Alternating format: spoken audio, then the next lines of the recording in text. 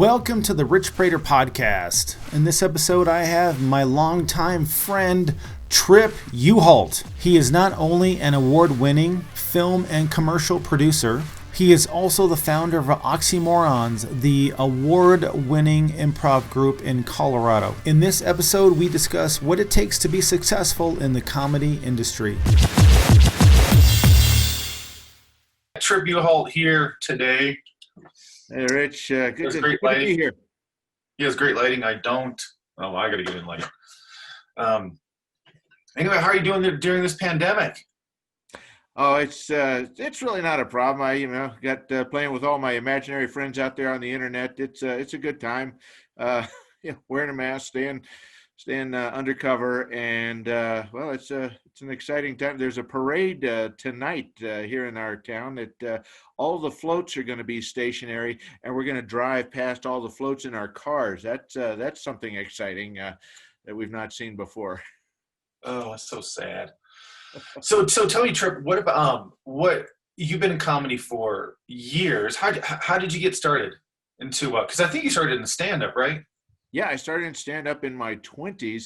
I walked into what I thought was a taco place, and it was actually a comedy club, Jeff Valdez's Comedy Corner here in Colorado Springs.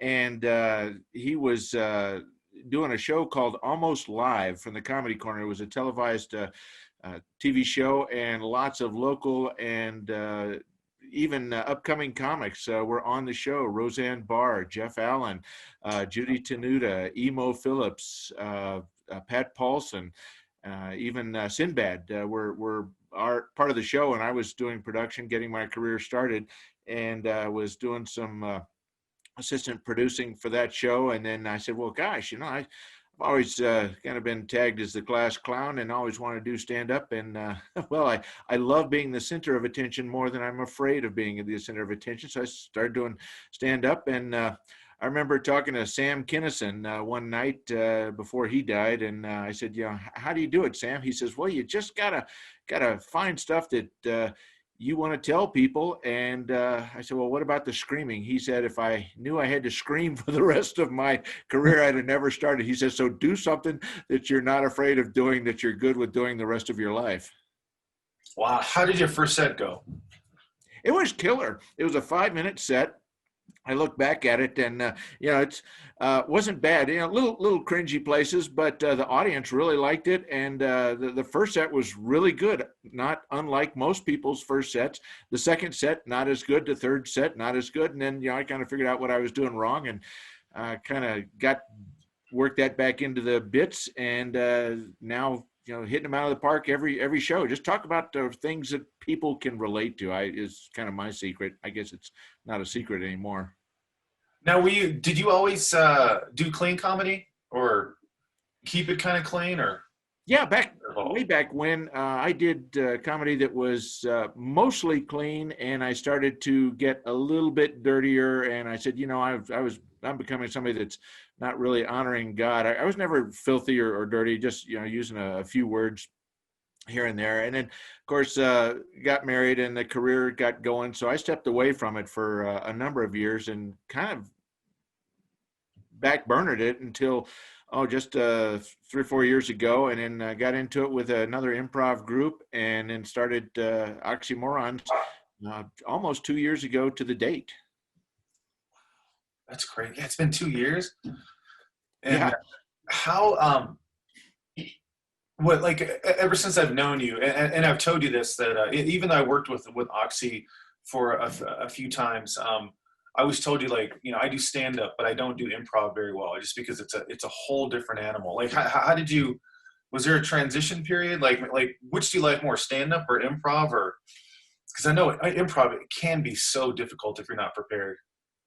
Well, back in my 20s, I was actually a better improv comedian than I was a stand-up. And I love them both. And yes, you're right. They are very different.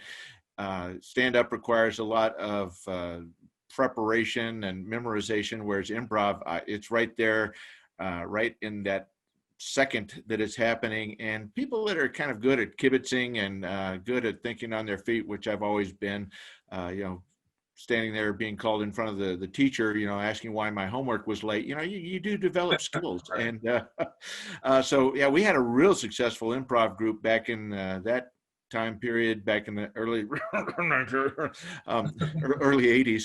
And yeah, then and I've missed it. And so I truly enjoy improv and the spur of the moment kind of quickness, the intensity, the godliness of it, trying to keep it clean. It's and just having a witty repartee and a quippy comeback for something, and then working with everyone else in the group. God has just built this group with a lot of wonderful godly men and women that have just a heart for comedy and a heart for the Lord. And that's basically how Oxymoron's comedy came to be, is we want to bless people with the joy of the Lord and let them know that our God is not just the God of thou shalt nots. I mean, so many times, people think, oh, Christianity, oh, these guys are judgmental and narrow-minded.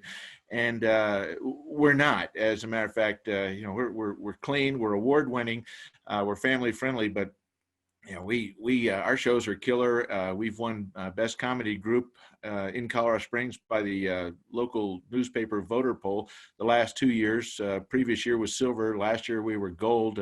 Voting starts again here pretty soon, and we just really. God fuels our fire is the way to do it, and when He's in charge, it's easy. How different is it? Because up until 10 like 8 or 9 months ago, there was shows, everything was live. Now everything is Zoom stuff. Like, how difficult, and you've done a few shows via Zoom. What's the difference? Is it harder? Is it easier? I know there's not a lot of feedback coming through like a screen, but I mean, is there a huge difference or obstacle to make a No, successful show out of Zoom? you hit that proverbial nail on the head. Yeah, the audience feedback is tremendously lacking, and when we went electronic, that was a huge thing that we found missing was the crowd laughter. And so we try to where and when we're allowed to do shows, try and have if nothing else, just friends, family, and loved ones out there in the audience, even if we don't charge admission and even if it's a small crowd. We have a show coming up on next weekend, December the 12th, and we're actually going to do a live stream.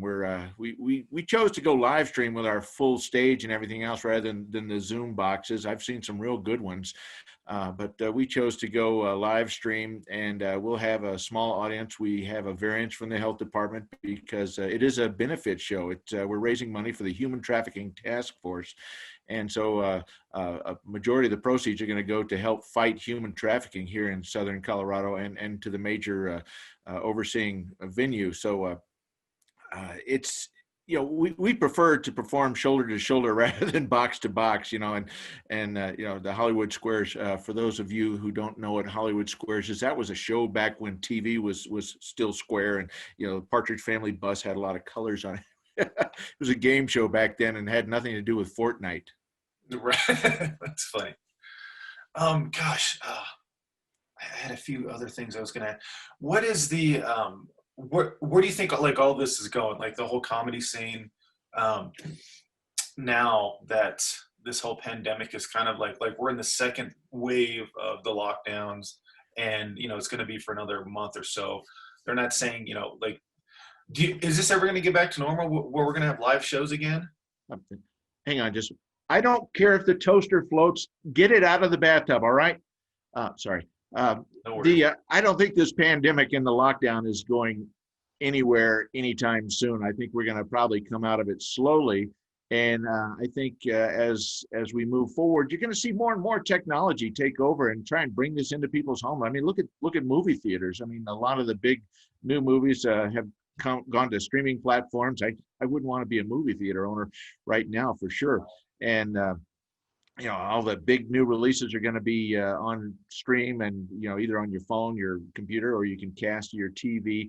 And so we need to do that with comedy. And so if one of the models that I have in mind that we're going to be shooting for, if you've ever been to a Blue Man Group concert with the interactivity of all the electronics and the view screens and stuff, we're going to be bringing that kind of thing into our shows and make it more of an immersive event as much as we can, and set us apart from the other folks that are out there. And not that they're not anything good or bad. We just want to be different and give people an excitement and reason to come and watch our shows. And again, most of our shows, we have a donation aspect to them where we're giving money to a local charity like Springs Rescue Mission, like Care and Share Food Pantry, like Human Trafficking Task Force, SOS Autism, and numerous places like that. God is, we're a ministry, make no mistake about it. We're a ministry that uses comedy as our vehicle.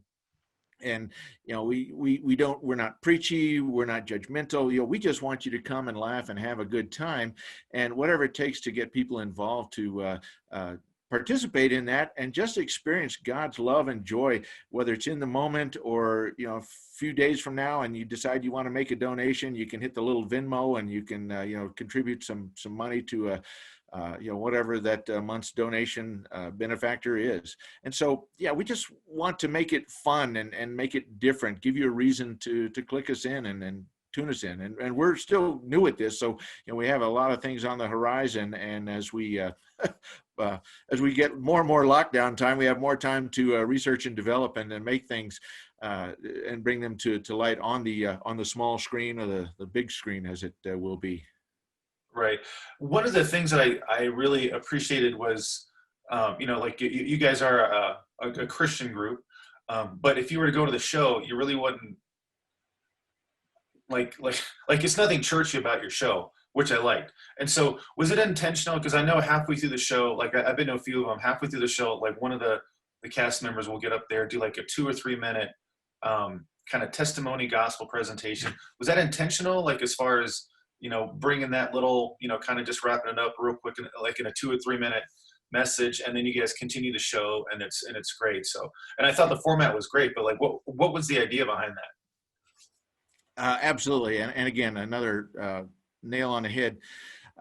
We designed the show like that because we want people to see that, hey, being Christian doesn't mean that you're necessarily judgmental or narrow-minded. We are Christ-following comedians and artists, and we just want people to see the real God, who is a God of love and of grace and forgiveness, not the one that Satan has planted in people's minds that, hey, you're going to burn in hell if you steal, or you're going to burn in hell if you covet your neighbor, or what have you. No, that's why Christ came, because we can't pay the penalty for those sins.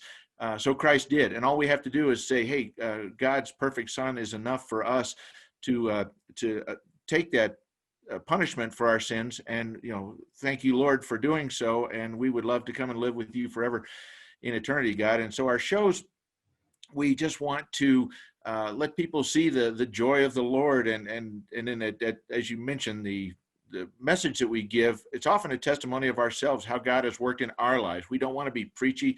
We don't want anybody to feel bad. We hope that people would say, I guess I kind of had the wrong idea about Christians. These guys are kind of cool, except for that one Trip guy. But these guys are kind of cool, and they're Christians and they're saved. Tell me more about that. And we do have a forum on our website, oxymoronscomedy.net. not .com, .net. And you can go and you can talk Christianity, you can talk Christian comedy, you can talk comedy. But we welcome your questions. We welcome hard questions. We, even if, we go against your own beliefs, if you want to talk to us, talk to us. We're not going to preach at you. We'll listen. And then if you want to know how we feel, we're happy to provide that answer. Where did the name Oxymorons come up with? Because it's such there's so much meat behind that name. And so. Well, oxy, being clean, oxy clean, and then moronic, just being silliness. So comes clean comedy.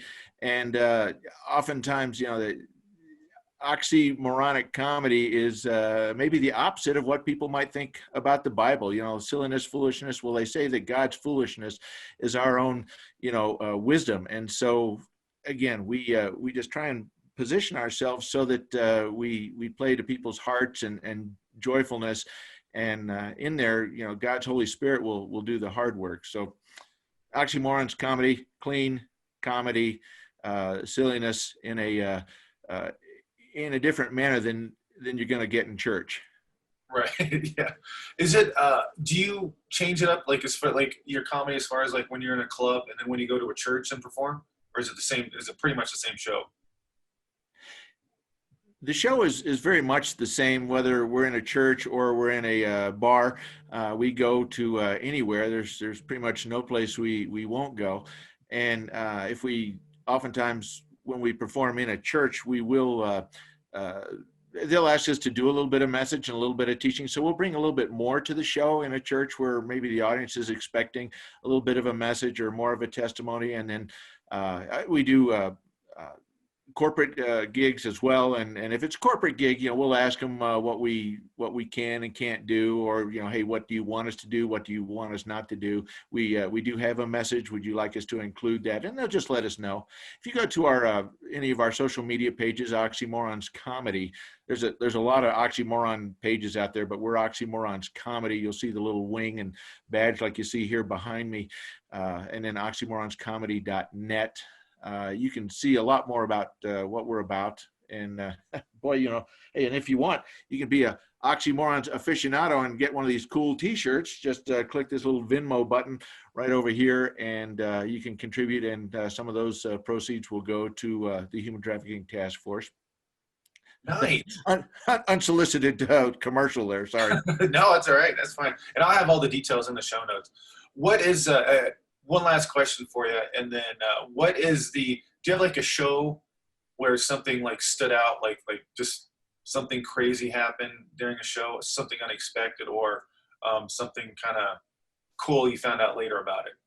I know that's a loaded question. So No, that's a great question. I think, excuse me, I don't think the thing that blesses us most, the shows are usually pretty killer. I mean, we get a lot of good audience response. I mean, it's nonstop. Whose line is it anyway? Comedy from beginning to end, and the audiences love it and roar the whole way through. I mean, we're pretty solid. The kind of sidetracking, we have a lot of talent and effort in the group from some real good people. We have Jed Hafer, who's a national public speaker, who's also started his new ministry called Mission Peace, where he does training for conflict resolution in intensity situation. He does a lot of training with police, and where those situations could become combative pretty quickly with normal everyday people. He teaches people how to de-escalate and utilizing godly principles. We have writer Tam, who has a lot of empirical training out in the groundlings in Second City, and he has a lot of theatrical and stage experience. We have Richie Katwika, who's a theatrical performer as well, a lot of comedy experience in his background. We have Paul Cook, who's a ministry guy from Focus on the Family, as a matter of fact, and he has a lot of theatrical and singing background and also comedy experience. And we have Heather Martinez, who's our newest member of the group. She brings up the she's worked at Disney. She's been a character actor out of Disney. She does a lot of voice imaging and voice work all over the country and nation for a lot of big places. She has a band that she's in, Trick, and just a tremendous amount of experience. And Jed and I have stand up from our early days, and I have a video production background and such. But going back to answering your question, sorry for the sidetrack. There's so many of us from so many places that all of us have, we have so much width that, it's not the same. It's not a different person doing the same thing. We all are so different, and it just makes a really well-rounded show. And the thing that blesses us most is when somebody will message us after the show and say, "Oh, I was just so touched and so moved," or my wife is, she has, and this is a true story. My wife has a debilitating depression. She hasn't left the house in 4 years, only to go to her doctor. And when she came to your show, she laughed out loud for the first time in years, and she wants to come back to the next one. Or somebody says, "Hey, I want to know more about meeting Jesus and salvation," like you guys mentioned in the show.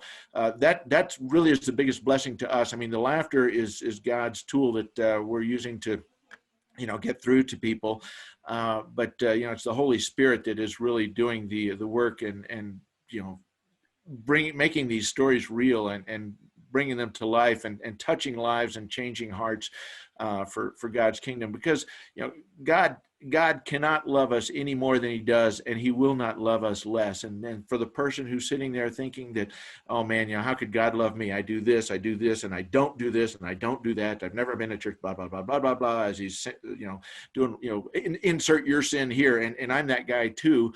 God sent his son to pay the penalty for those for those sins, and to allow you into heaven. He wants to live with us in eternity. He wants us all to come home. And so this is just another way of touching people and showing people the really real love and joy of God, and dispelling the falsities and lies that Satan has out there. God is judgmental, and Christians are ugly and nasty and finger pointing and just judgmental, what, insert your cuss word there. And he's not. Those are lies of Satan. And we just, for anybody who has let us know that the show has knocked those walls down, or helped them climb that wall to see the other side and ask questions, those are the biggest blessings. And now to answer your question, that happens after every show. Oh, that's great. So tell me about your next show again. It's December 12th. Yeah, it's December 12th, Saturday, December 12th. And then, I'm sure this will be online for longer than that, but just watch our pages, oxymoronscomedy.net, or our Facebook page, Oxymorons Comedy. But this weekend show, it's going to be a live stream. You can get tickets at oxymoronscomedy.net. There's numerous buttons there you can click. It's only $10 to watch the stream. You can bring your whole family in to watch the show. It's just $10 for single admission, and enjoy the show. It'll be live on stage, coming from 3E's Comedy Corner downtown. The new club just opened up, and Eric Phillips, the owner down there, is just doing everything he can to get comedy back out into the city, and doing everything he can to get comedy everywhere. And his club is part of that. We can again, we got the variance from the health department permission for the show, because it is a fundraiser for the Human Trafficking Task Force, and portion of the proceeds are going to go to them, and hopefully make some lives better for a lot of people that are in a really bad place. Right. Yeah, it's amazing how Colorado has become. I would think in Colorado as it's a hotbed for child, for human trafficking, and I had no idea how bad it was. So I'm glad you guys are behind that. Oh, I've heard there's like a major hub in Denver someplace, and they come right up, I-25 through Colorado Springs to get there, and it's just tragic. I can't imagine the nightmares of those poor people. And so, it's just one of the ways that God is using Oxymorons Comedy. We don't know how to do anything against it, except to, get laughs and get people to donate money, so that the people who do know how to do things about it can function, and we equip them with some of the finances that they need to do things. We made almost $10,000 last year for charities, donating to different charities in and around the city, with helping everything from the needy and homeless to food pantries to Springs Rescue Mission and Human Trafficking Task Force, SOS Autism, like I mentioned earlier. Yeah, and the thing about it too is it's not just about people donating to the cause. It's like when you go to the shows, you guys have so much prizes that that you give away, that are really great prizes, for amusement parks and gift certificates and everything. And so I remember we went to one show where there was so many prizes that there was prizes left over, because you had brought so many, I don't know, whatever. So it was a smaller show. We were in a little club area, but yeah, everyone walked away with something, which was amazing. And then everyone won in that show. It was great. Yeah, and that is one of the things that we also do is we'll go out into the community, and we'll get local businesses to donate prizes to raffle off, and all the money from those raffles goes to the donation charity of that month. And as you mentioned, we amusement parks, Cave of the Winds is a big benefactor. They give out typically in a neighborhood of almost $1,000 worth of raffles. Day passes, cave passes, the world famous pterodactyl, giant canyon swing. We get passes from Carrabba's Italian restaurant, Texas T-Bone, Qdoba, pretty much places that I like to eat. We we get lots of passes for, and we'll raffle those off for just $1. And you come in, you spend $20, and for every $5 we give you another pass. But those are for the live shows, and so we won't be doing those for this live stream event, because we'll have viewers from all over the world that may not be able to take advantage of those. But still, for our live show, yeah, we do raffle those off, and it's a great time for everybody. And thank you for the all the donors that provide.